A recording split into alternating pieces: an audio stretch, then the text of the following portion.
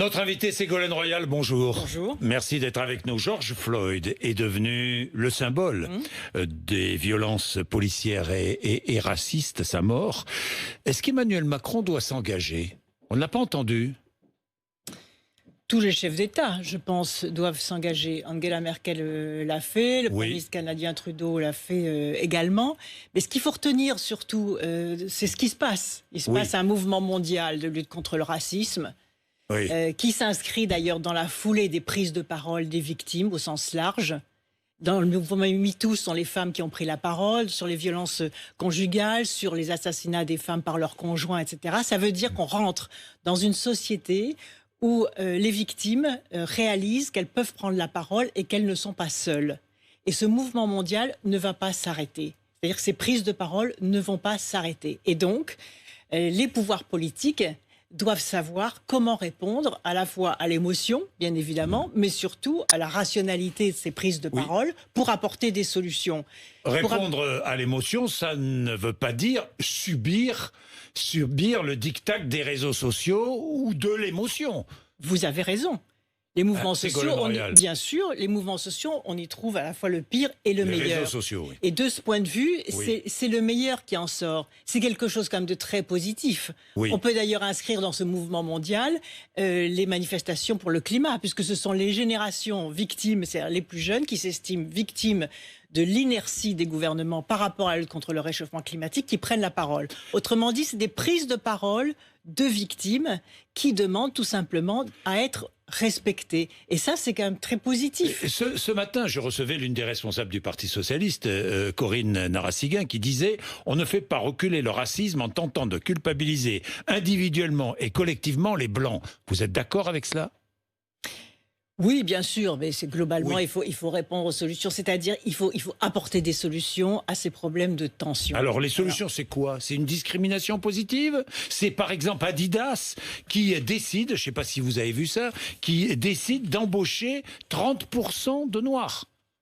Mais la discrimination positive, elle peut apporter des solutions. Vous êtes favorable, vous? Oui, je suis favorable à la discrimination positive dans certains cas. Qu'est-ce que c'est la discrimination positive? Mais ça peut aussi s'appliquer avec des critères sociaux. Par exemple, les enfants qui naissent dans des familles plus pauvres ont plus de difficultés à accéder à l'école. Donc on pourrait, par exemple, davantage les équiper, davantage les accompagner, faire du soutien scolaire individualisé. La discrimination positive... Des quotas, alors? La discrimination positive, c'est l'égalité des chances. Donc, il faut faire cette discrimination positive en plus, sans retirer des droits à ceux qui n'ont pas besoin de discrimination positive. Vous voyez, il ne faut pas opposer les uns aux autres. Il faut rentrer dans des logiques de réconciliation en agissant pour l'égalité des chances. Vous étiez hier soir place de la République Non, je n'étais pas place de la République. Pourquoi non? Parce que Rassemblement contre le racisme. Je ne manifeste pas. Vous ne manifestez jamais. Vous mettriez je cherche des solutions et je cherche des solutions, mais je ne manifeste pas. Vous ne mettriez pas de genoux à terre? Non, je ne pense pas. Non. Plaquer l'histoire de France sur l'histoire des États-Unis, n'est-ce pas une faute, une erreur? Nous ne sommes pas dans la situation des États-Unis, mais nous ne devons pas le devenir. Voyez, nous ne devons pas le devenir. Aux États-Unis, il y a 300 millions d'armes pour 330 à peu près millions d'habitants. 300 millions d'armes. Donc il y a une société hyper violente où tout le monde se méfie de tout le monde. Donc heureusement, en France et en Europe, il y a la réglementation sur la détention d'armes, mais il ne faut pas devenir en effet des sociétés aussi violentes que la société des États-Unis d'Amérique. Je faisais pas moi, mais l'actualité a fait la comparaison, et certains l'ont fait, la comparaison entre la mort de George Floyd et la mort d'Adama Traoré. Même si ce sont des histoires totalement différentes, à des époques totalement différentes. La garde des Sceaux, Nicole Belloubet, a proposé de recevoir la famille Traoré sous la pression d'Emmanuel Macron. Est-ce que l'intervention du président de la République est une faute ? Est-ce qu'il n'aurait pas dû... Mais vous savez, moi je connais bien Nicole Belloubet. Elle était rectrice de l'Académie de Toulouse quand j'étais ministre de l'enseignement scolaire. Donc je pense qu'elle a pris cette initiative Ils en ont forcément discuté, parce que la situation est comme très très tendue. Hein. Donc tout ce que font les ministres est arbitré par le Premier ministre et par le Président de la République. Mais je pense que c'était un geste humain, tout simplement, d'humanité.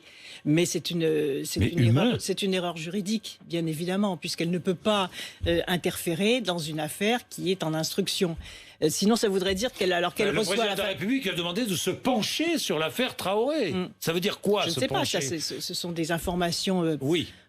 Des suppositions. Oui. En tout cas, on ne peut pas. La garde des Sceaux, c'est pas bien grave non plus. La garde des Sceaux ne peut pas se pencher sur une affaire qui est en cours d'instruction. En revanche, ce qui est étonnant dans cette affaire et qui pourrait peut-être apaiser la situation, une affaire quand même qui dure depuis 4 ans. Donc, on a d'un côté une famille en immense détresse par rapport à la mort d'un frère, d'un fils. Des policiers qui sont mis en accusation, sans preuve pour l'instant, des gendarmes, des expertises qui sont contradictoires, une reconstitution qui n'a pas toujours eu lieu. Donc il y a des solutions d'apaisement. D'abord que la reconstitution peut-être ait lieu, et ensuite que les experts qui ne disent pas tous la même chose soient réunis par le procureur pour savoir pourquoi il y a une telle divergence d'appréciation dans les faits qui ont conduit à la mort, tout simplement.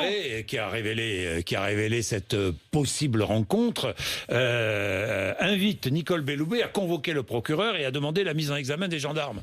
C'est pas son rôle. Non, c'est le rôle du procureur. Mais je viens vous dire, moi, les solutions d'apaisement et de recalage de la procédure dans le respect de l'ensemble des parties pour la recherche de la vérité. Alors, mais au-delà, moi, je voudrais dire quand même sur la question des policiers et des gendarmes. Ouais, j'allais y venir, oui. Quand même, il faut mettre un certain nombre de repères parce que ça fait des sujets de tension supplémentaires. Rendez-vous compte quand même que nous sortons du confinement, que les Français se sont dit on va souffler un peu, on va relancer l'activité économique. Il y a quand même des souffrances économiques, sociales, psychologiques, émotionnelles, et on redécouvre à nouveau, on est à nouveau confronté à un sujet de tension extrême. Donc, il faut vraiment reconstruire de la confiance, et je pense que gouverner, c'est apaiser. Et dans ce contexte, il faut remettre des repères, parce que sinon, c'est le désordre généralisé. Quels repères faut-il remettre ? Alors lesquels ? Le premier repère, c'est de rendre hommage au travail de la police et de la gendarmerie, quand même. C'est un travail extrêmement difficile. Vous avez regardé Christophe Castaner hier matin, ici même ? Oui, bien sûr, j'ai regardé. Vous l'avez regardé ? Eh bien, justement, il a rendu hommage. Eh bien, je rends hommage au personnel, aux fonctionnaires de police et de gendarmes. Parce qu'ils ont un métier très difficile qui leur demande d'abord du courage, de la maturité, du sang-froid, et par conséquent, et surtout dans des zones difficiles, et par conséquent, nous devons être solidaires de ce grand corps républicain. Et ce qui compte, c'est l'ordre républicain. Le deuxième repère, c'est qu'il n'y a pas de sécurité sans justice, ni de justice. Sécurité, ça rime aussi avec vérité. Donc, sécurité, justice, vérité, c'est très important. On manque de vérité ? Et l'ordre, oui, on manque de vérité. Mais où ? Donc c'est ça, c'est tout l'enjeu, c'est la clarification de la vérité. L'ordre juste, il n'y a pas d'ordre sans justice, ni de justice sans ordre. Donc ça, c'est un équilibre qu'il faut absolument garder. Et enfin, Jean-Jacques Bourdin. Oui. Les gendarmes et les policiers, qu'est-ce qu'ils subissent quand même depuis ces dernières années ? Ils ont subi les gilets jaunes, ils ont subi les mouvements retraite, ils ont subi la mobilisation aussi. On leur a demandé aussi de contenir les manifestations pourtant extrêmement justifiées dans l'hôpital public, c'est-à-dire que la police est mise sous pression par un gouvernement qui mène des politiques antisociales, ces politiques antisociales qui conduisent à des mouvements sociaux. Et donc aujourd'hui, on a une police qui est épuisée par le maintien de l'ordre, et ce gouvernement est responsable, ce président sont responsables, c'est-à-dire qu'ils doivent, et je vais parler en positif, vraiment arrêter les politiques antisociales, arrêter les mouvements. C'est vrai que vous ne deviez plus critiquer. Au contraire, c'est des dynamiques d'action. Vous savez, comme je le disais à l'instant, gouverner, c'est apaiser. Donc si on arrête les politiques antisociales, on arrête les mouvements sociaux, et on permet à la police de reprendre son souffle par rapport à des épreuves qui durent depuis trop longtemps. Le Parti socialiste qui demande la création d'une commission d'enquête sur les violences policières, vous vous associez à cela ? À cette demande ? Vous trouvez qu'elle est, bienvenue ? Pourquoi pas? C'est les violences policières. Écoutez, c'est le rôle et l'indépendance du Parlement. Donc le Parlement prend les initiatives qu'il croit utiles par Là, rapport. c'est le Parti socialiste. Par rapport. Bon. C'est le groupe socialiste. Groupe socialiste. Oui, par rapport. Ça, c'est de sa responsabilité. Mais quand même, ce qu'il faut rappeler, parce qu'on a l'impression qu'il y a une zone de non-droit. Mais non. Il y a un code de déontologie de la police nationale que j'ai sous les yeux là. Le code de déontologie de la police nationale. C'est important pour les auditeurs qui nous entendent et qui pensent que comme ça, on est en train d'improviser. Parce que les réponses sont quand même improvisées là, par le gouvernement. Donc qu'est-ce que c'est? Une seconde, le code de déontologie. À quoi sert la police nationale? C'est intéressant quand même comme question. C'est un grand corps républicain, la police nationale. Donc la garantie des libertés, la défense des institutions de la République, il y en a 4 objectifs. Le maintien de la paix et de l'ordre public, et enfin la protection des personnes et des biens. Et ce qui est clairement dit dans ce code de déontologie, c'est que la possibilité d'utiliser la force, c'est quand même un pouvoir considérable qui donne des devoirs. Quand on porte l'uniforme, on a à la fois l'honneur de porter un uniforme et on a également des devoirs. Et ces devoirs, juste un mot, ils sont inscrits dans le code de déontologie qui dit ceci: l'usage de la force doit être strictement nécessaire et proportionné. Et toute personne appréhendée ne doit subir ni violence, ni traitement inhumain, ni traitement dégradant. Donc tout est dit dans le code de déontologie. Et par conséquent, à partir de l'application de ce code de déontologie, soit il y a respect de ces règles et la police doit être protégée et défendue, soit il y a une infraction de la part de certains policiers, heureusement de façon très marginale, et ils ne doivent pas rester dans la police nationale. Ils doivent être révoqués. Oui, parce qu'ils ne méritent pas l'honneur qui leur est fait de porter l'uniforme et d'être dans la police. Les policiers qui échangent des propos racistes dans des groupes sur des réseaux sociaux, je ne sais pas, Facebook, WhatsApp ou autres, doivent être révoqués. Mais bien sûr, mais dans le cadre de la présomption d'innocence et la procédure contradictoire. Fait avéré, révocation. Bien évidemment. Bon. Mais bien évidemment. Oui. Bien. Le déconfinement sera... Juste peut-être par rapport aux propositions qu'a fait le ministre de l'Intérieur. Oui, qu'est-ce que vous en pensez? Il a parlé de soupçons avérés. Oui. Donc j'ai vu que ça avait suscité quand même un certain nombre de remous, à juste titre. Et je pense que dans ces domaines extrêmement sensibles, il ne faut pas improviser. Vous voyez, parce que tout d'un coup, maintenant, il va mettre les pistolets taser parce que pour... c'est pire que tout. Aux États-Unis, ces pistolets ont fait quand même plus de 500 morts. Donc, on a une espèce de gestion chaotique et improvisée. Et pour ne pas gérer les choses de façon improvisée, il faut en revenir au repère du droit, celui que je viens de vous donner dans le code de déontologie. Et en ce qui concerne la question des soupçons avérés, il ne faut pas utiliser ce mot-là. Il faut utiliser le mot qui est dans le code de procédure pénale. Quel est ce mot dans le code des procédures pénales? Ce sont les indices graves et concordants. Donc quand il y a des indices graves et concordants de faits de racisme, de faits de sexisme, de faits de discrimination, alors, en effet, il faut la suspension du fonctionnaire de police et la saisine immédiate du procureur de la République, sans attendre que la famille porte plainte. Parce qu'il y a beaucoup de problèmes qui viennent du fait que, alors même qu'il y a des indices graves et concordants sur des délits de certains fonctionnaires de police, on attend que les familles portent plainte. Non, c'est à la hiérarchie de saisir le procureur de la République sur la base de l'article 40, de signaler au procureur de la République. Mais le problème... Et c'est pour ça que c'est intéressant dans les propositions à faire, c'est que souvent, la hiérarchie qui fait preuve de courage, c'est-à-dire qui saisit le procureur de la République, est parfois contredite par l'échelon hiérarchique supérieur. Donc, il faut aussi consolider, conforter, renforcer des hiérarchies qui sont courageuses, des commissaires de police qui font leur travail. Il faut leur donner de la responsabilité, plus d'autonomie et plus de considération. Et en ce qui concerne les propositions qui sont faites, qu'est-ce qu'on peut faire tout de suite ? Écoutez, donc, qu'est-ce qui est demandé aujourd'hui? C'est filmer les choses. Pourquoi toutes ces affaires? Donc, c'est la caméra piéton sur tous les policiers. Oui, mais la caméra piéton ne fonctionne pas toujours. Et bien, elle fonctionne. Les batteries se déchargent. Enfin, non. Alors là, si on met des limites techniques, non, la caméra piéton, pourquoi la caméra? Donc, enregistrer tous les contrôles d'identité. Mais bien sûr, parce que ça protégera les policiers. Et d'ailleurs, l'expérience le prouve. puisque vous savez, à un moment, il y a eu toute une polémique sur les aveux extorqués. Vous vous souvenez ça? Oui, bien sûr. Il y avait des délinquants qui disaient, mais non, qui se cognaient contre un mur, qui avait un bleu, qui dit on m'a extorqué mes aveux, et donc je retire mes aveux lors du procès, retirer les aveux qu'ils avaient faits en garde à vue.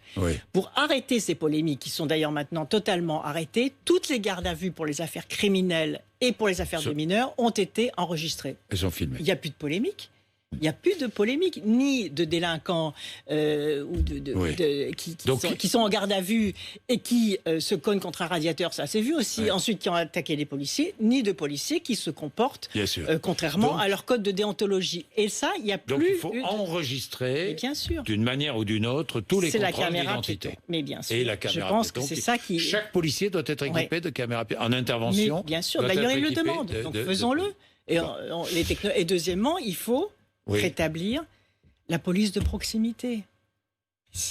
Quand vous voyez des interpellations, par exemple ce gamin-là de 14 ans, là, qui a failli perdre un œil, qui est plaqué au sol. Mais s'il y avait une police de proximité, il connaîtrait les familles, il connaîtrait l'école. On avait mis en place avec Jean-Pierre Chevènement, je me souviens, les contrats locaux de sécurité. Je me souviens, Vous vous souvenez de ça? Ça fonctionnait bien. Pourquoi ça a été supprimé? Donc il faut reconstruire avec les élus locaux de proximité, parce que il faut associer la police de proximité, le milieu scolaire et les familles, et notamment les femmes, parce qu'il y a beaucoup de mères seules qui élèvent des adolescents et c'est pas facile.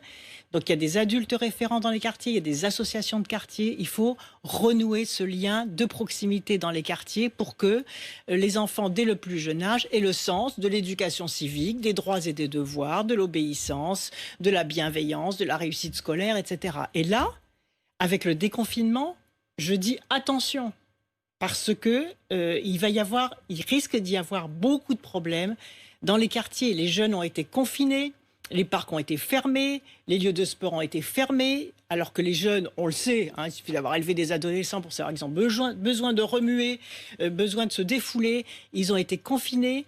Il y a un taux de chômage qui... Je me sens inquiète, là. J'alerte, parce qu'il y a un taux de chômage qui va être très élevé chez les jeunes. Et donc, il est absolument impératif de prendre à bras-le-corps la question des jeunes, de tous les jeunes, pas seulement les jeunes des quartiers, parce que même les jeunes diplômés aujourd'hui n'ont pas leur petit boulot d'été, n'ont pas leur stage, n'ont pas leur recrutement à la rentrée, parce qu'il va y avoir des faillites d'entreprises. Donc, il faut, à mon avis, lancer des actions d'envergure. Pourquoi pas des chantiers nationaux pour vraiment que tous les jeunes aient soit une activité, soit un emploi à la rentrée. Occupés. Voilà, occupés, comme ça leur évitera de faire des bêtises. Est-ce qu'il faut accélérer le déconfinement, pensez, justement, pour permettre tout cela? Je crois que le bon vocabulaire, c'est d'être au bon rythme. Au bon rythme. Oui, mais aller plus vite. C'est d'être au bon rythme. Oui, aller plus vite, mais en gardant les gestes de protection. Et moi, je suis comme très étonné que dans les commerces ou sur la voie publique, les gens ne portent plus de masque. Le masque devrait être obligatoire. Bien sûr. Et en plus, ça aiderait les entreprises françaises. Vous avez vu qu'il y a un stock de masques. On en a parlé, voilà. Mais bien sûr. Et déconfiner vite l'école. Il faut que les enfants retournent à l'école. Ça, c'est pas possible, un enfant sur 5 à l'école. Les commerces, les restaurants, mais avec les gestes de protection et notamment le port du masque dans les magasins. Nous devons profondément changer nos modes de vie maintenant. C'est François Hollande qui disait ça dans une interview à un quotidien italien. Je ne sais pas si vous avez lu. Vous dites la même chose, quoi, finalement. Je pense que ce confinement permet de réfléchir aux excès de la mondialisation. Il doit être pris comme une alerte. Ça doit être pris comme une alerte. Vous voyez, quand j'entends, par exemple, le secteur de l'aéronautique dire « on va revenir comme avant, dépêchons-nous pour qu'il y ait autant d'avions comme avant ». Mais non. Mais non, il faut réfléchir aussi à la question du développement durable, de la lutte contre la pollution. Le virus vient d'une dégradation de la nature, d'une déforestation massive, d'un transfert de... Mais oui. Et les maladies viendront de plus en plus du dérèglement climatique. Donc on ne va pas recommencer le même type de développement hyper mondialisé où on échange ses maladies, on échange ses pollutions. Non, ça c'est pas possible. Donc il faut savoir ce que l'on garde et ce que l'on ne garde pas dans les civilisations que nous avons à construire. Et en tout cas, ce qui est très important, c'est de passer de la défiance à la confiance. Vous voyez, si les gens sont confiants, le développement, la reprise économique va être rapide. si les règles sont claires, si le modèle économique de développement durable est bien cadré, si l'horizon est fixé, il n'y a pas de raison que la relance économique ne soit pas rapide. Vous avez un avenir présidentiel ou pas, alors, finalement? Parce que ça a commencé ici, vous vous souvenez? Quand je vous ai c'est posé vrai, c'est vrai. Mais oui, mais oui. Vous avez avancé depuis, vous avez un avenir présidentiel. Vous voyez se dessiner, puisque vous voulez changer l'avenir, le monde. Est-ce que vous voyez se dessiner un avenir présidentiel? Sincèrement. Sincèrement, je pense que la prochaine élection présidentielle sera très différente de celle des autres. Et ça, c'est sûr. Parce qu'on en a assez de l'hyper-présidentialisation d'un régime qui fait que quelques-uns pensent, que des hommes d'ailleurs, pensent qu'ils savent tout.